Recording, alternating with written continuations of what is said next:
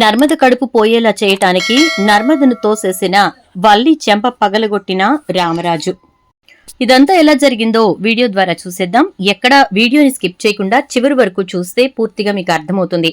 వీడియోని లైక్ చేసి షేర్ చేయడంతో పాటు ఛానల్ మీరు ఇప్పుడే విజిట్ చేస్తున్నారు కనుక వెంటనే సబ్స్క్రైబ్ చేసుకుని పక్కనే ఉన్న బెల్ ఐకాన్ లో ఆల్ ట్యాప్ చేసేయండి. మీరు అలా ఆల్ ట్యాప్ చేస్తే నేను పెట్టే ప్రతి వీడియో మీకు ఫస్ట్ నోటిఫికేషన్ రూపంలో వస్తుంది అండ్ మీరు ముందుగా వీడియో చూడగలుగుతారు. ఇక మొత్తం మీద చూసుకున్నట్లయితే కనుక వల్లి అయితే ఇంట్లో అందరూ కూడా తన్ని అనుమానించడం చూసి బాధపడుతూ ఉంటుంది. ఎలా అయినా సరే ఇంట్లో వాళ్ళందరి మెప్పు పొందాలి అని చెప్పి ఎంత ప్రయత్నిద్దామన్నా వీళ్ళు మాత్రం నన్ను అస్సలు అర్థం చేసుకోవట్లేదు. ఎట్టి పరిస్థితుల్లోనూ వీళ్ళని అర్థం చేసుకునే సిచ్యువేషన్సే కనిపించట్లేదు, పరిస్థితులు కూడా అస్సలు అలా లేవు. కాబట్టి నేను వీళ్ళందరి మీద రివెంజ్ తీర్చుకోవటం ఒక్కటే మిగిలింది. కన్ఫర్మ్ గా రివెంజ్ తీరుతాను. ఎప్పుడు అవకాశం దొరికినా కూడా నేను వీళ్ళందరి మీద కూడా ఖచ్చితంగా రివెంజ్ తీర్చుకుంటాను అనుకుంటుంది. ముఖ్యంగా నర్మదని మాత్రం వదిలిపెట్టను అనుకుంటుంది. ఇలా వల్లి తనకు తాను చెప్పుకుంటుంది. అమూల్య ఎప్పుడైతే విశ్వని క్షమించేసిందో ఇక వల్లి మనసు ఇంకా కోపంతో రగిలిపోతుంది. విశ్వని క్షమించేసినప్పుడు మరి నా విషయంలో ఎందుకు అలా ఉండాలి? విశ్వకు నేను హెల్ప్ చేశాననే కదా నా భర్త నన్ను చాలా కోపంతో తీసుకెళ్లి నా పుట్టింటి దగ్గర వదిలేశారు. మరి చెల్లెలే విశ్వని వదిలేసినప్పుడు ఇంకా నాకు ఆ శిక్ష ఎందుకు వెయ్యాలి అసలు? ఇప్పుడు చూస్తే ఇప్పుడు నా భర్త గదిలో ఉండకోకుండా బయటకు వెళ్లి పడుకుంటున్నాడు. ఈ రోజు వదిలిపెట్టను అని రాత్రి చందు బయటకు వెళ్తూ ఉంటే, ఆగుబా ఎందుకు బయటకు వెళ్తున్నావు అంటే నోరు పెరుగుతోందేంటి అంటాడు. నీ చెల్లెలు విశ్వని క్షమించేసిందిగా, ఇంకా ప్రాబ్లం ఏముంది? ఆవిడే అతన్ని క్షమించినప్పుడు నేను సాయం చేసేందుకు నాకు నువ్వు శిక్ష వేయటం కరెక్టేనా అంటే, ఈ శిక్ష నేను వేస్తోంది నా చెల్లెల విషయంలో నువ్వు చేసిన తప్పుకి కాదు వల్లి, ఇది కేవలం నన్ను తండ్రి అవుతున్నావని నమ్మించి నాలో ఆశలు పెరిగేలా చేసి చివరాఖరికి నన్ను ఒక వెర్రివాణ్ణి చేసి నిలబెట్టినందుకు అని అంటే, అసలు ఆ మాట చెప్పాల్సిన పరిస్థితి ఎందుకొచ్చింది బావా? నువ్వు నన్ను నీ చెల్లెల విషయంలో నేను చేసిన తప్పుకు గాను శిక్షగా నా పుట్టింట్లో వదలబట్టే కదా, లేకపోతే మా అమ్మ అలాంటి అబద్ధం చెప్పాల్సిన అవసరమే వచ్చేది కాదు కదా అని చెప్పని అంటూ ఉంటే, ఏదేమైనా వల్లి ఇంటికి రావడం కోసం అలాంటి అబద్ధం చెప్తారా? అప్పటికే నువ్వు చేసిన తప్పుకి గాను నీ ఇంటికి పంపించాను. మరి అలాంటప్పుడు మళ్ళీ ఇలాంటి అబద్ధం చెప్తావా? చూడు వల్లి, నువ్వేం చేసినా ఎలా మాట్లాడినా ఎలా నన్ను నీ వైపు తిప్పుకోవాలని చూసినా కూడా జరిగే పరిస్థితి అయితే లేదు. ఖచ్చితంగా చెప్తున్నాను కదా, ఎట్టి పరిస్థితుల్లోనూ ఊరుకోను. నేను నీతో ఈ గదిలో ఉండే ప్రసక్తే లేదంటూ బయటకు వెళ్లి పడుకుంటాడు. ఇది రామరాజు 2-3 రోజులు గమనిస్తాడు. ఏం జరుగుతోంది? వల్లి చందుల మధ్య ఏదో జరుగుతోంది, అందుకే చందు వచ్చి బయట పడుకుంటున్నాడు అని చెప్పి అనుకుంటాడు. అలా రామరాజు ఎందుకు గమనిస్తాడంటే, ఒకరోజు రామరాజు మిల్లు నుంచి లేటుగా వస్తాడు. 12 అయిపోతుంది. అందరూ పడుకుంటారు. నేను భోజనం చేసి వస్తాను బుజ్జమ్మ, మిల్లులో ఉన్నటువంటి ఒక అతని వాళ్ళ ఇంట్లో ఫంక్షను, అందుకోసమే నాకు లేట్ అవుతుంది అని చెప్తాడు. అలా భోజనం చేసి రావటం వల్ల బుజ్జమ్మ కూడా పడుకుంటుంది. ఆ రోజు రాత్రి చందు బయట హాల్లో పడుకుని ఉంటాడు. తర్వాత రోజు రామరాజు అర్ధరాత్రి లేచి చూస్తే చందు హాల్లో ఉంటాడు. అలా 3 రోజులు అదే జరుగుతుంది. సో ఏదో జరుగుతోందని రామరాజు ఆలోచిస్తూ ఉంటాడు. కానీ బుజ్జమ్మ కూడా చెప్పడు. ఇక ఈలోపు నర్మద అయితే కళ్ళు తిరిగి పడిపోతుంది. ఉదయాన్నే గదిలోంచి బయటికి రావడమే కళ్ళు తిరిగి పడిపోతుంది. ఇక ఒక్కసారిగా గీత దాటి వల్లి అవతలికి వెళ్తూ ఉంటే రామరాజు ఏం మాట్లాడకుండా సైలెంట్ గా ఉంటాడు. గబగబా వెళ్లి నర్మదని లేపి, ఏమైందమ్మా, ఎందుకలా కళ్ళు తిరిగి పడిపోయావా ఏంటి అని చెప్పని అంటే, అవునత్తయ్య కళ్ళు తిరిగినాయి అని చెప్పని అంటుంది.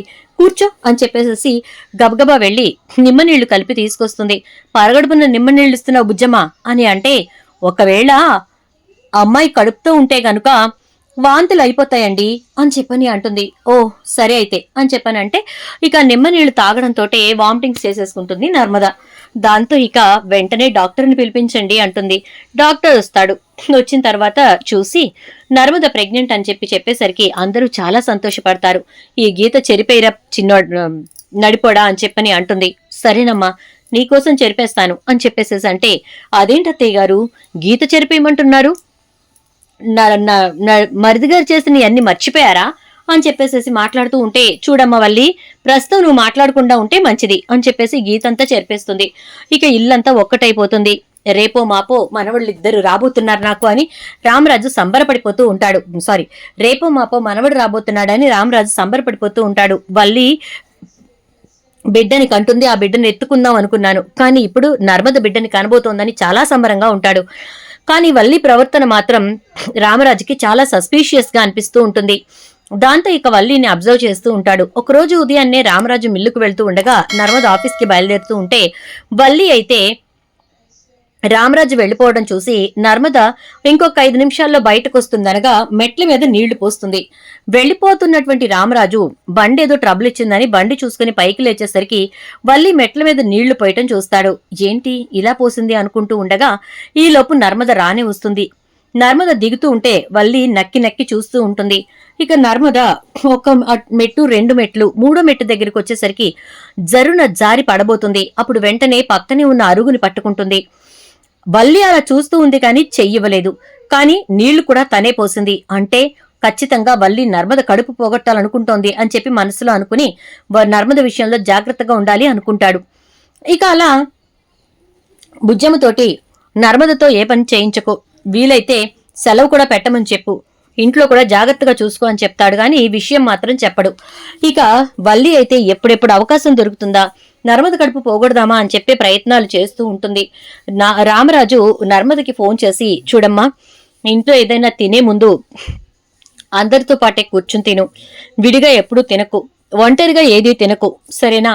ఇంట్లో చేసింది ఏదైనా సరే అందరితో పాటు కలిపే తిను అని చెప్పనంటే, ఏం మావయ్య గారు ఏమైంది, ఎందుకలా అంటున్నారు అని అంటే, ఏం లేదమ్మా చెప్తున్నాను కదా అలా చెయ్యి అని చెప్పానంటే, సరే మావయ్య గారు అని చెప్పనంటుంది. ఇక తర్వాత నర్మదకి నెలలు నిండుతూ ఉంటాయి. 3వ నెల దాటుతుంది. ఇక వల్లి 3 నెలలు కూడా విశ్వ ప్రయత్నాలు చేస్తూనే ఉంటుంది. ఇక 3వ నెల కడుపుతో ఉన్నప్పుడు వర్షం పడుతూ ఉంటుంది ఒక రోజున. అప్పుడు వెనక బట్టలు ఆరేసి ఉంటాయి. ఇక రామరాజు అయితే అప్పుడే బయట నుంచి లోపలికి వస్తూ ఉంటాడు.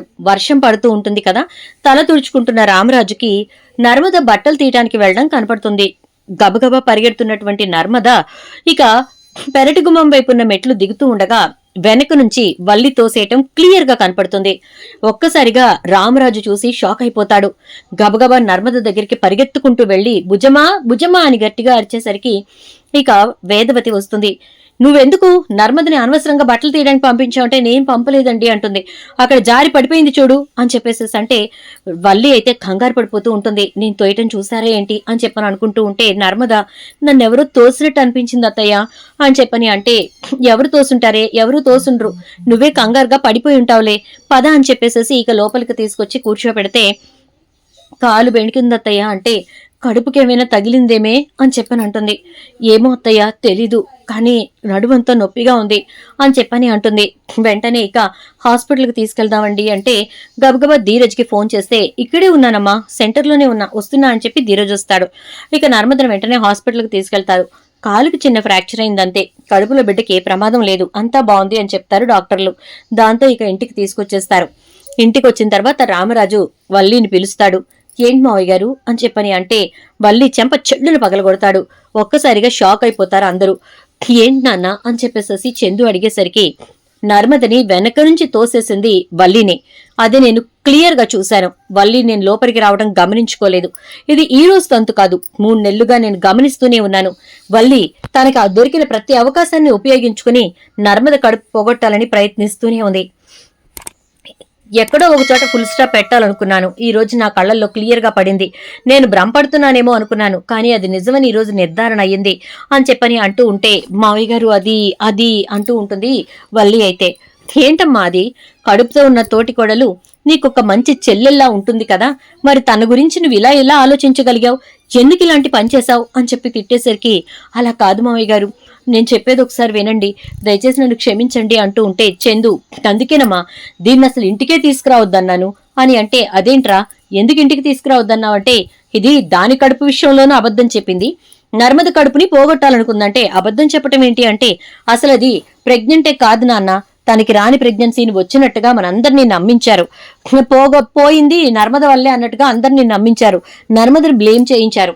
ఈ రోజు నర్మద తల్లి కాబోతుండేసరికి తట్టుకోలేక ఇలాంటి పనులన్నీ చేస్తున్నారు అని చెప్పని అనేసరికి ఇక ఒక్కసారిగా రామరాజు అయితే జేంటి వల్లి ఇది అని చెప్పని అంటే, మావయ్య గారు అది నా కాపురం నిలబెట్టుకోవటానికి అని అంటుంది. నీ కాపురం నిలబెట్టుకోవడానికి మా అందరినీ పిచ్చోళ్ళని చేస్తావా, మా అందరి బంధాలు అనుబంధాలతో ఆడుకుంటావా అని చెప్పేసేసి అనేసరికి మావయ్య గారు దయచేసి క్షమించండి, అలా కాదు అని చెప్పని అంటూ ఉంటుంది. ఆ మాటలతో ఇక రామరాజు అయితే వల్లిని చెంప చెల్లున పగలగొట్టి, ఇక నువ్వు ఇంట్లో ఉండడానికి వీల్లేదు, వెళ్ళు, మీ అమ్మ వాళ్ళ దగ్గరికే వెళ్ళు అని చెప్పేసేసి అంటాడు. చూద్దాం ఏం జరుగుతుందో. వీడియో నచ్చితే లైక్ చేసి షేర్ చేయండి, ఛానల్ సబ్స్క్రైబ్ చేసి పక్కనే బెల్ ఐకాన్ లో ఆల్ ట్యాప్ చేయండి.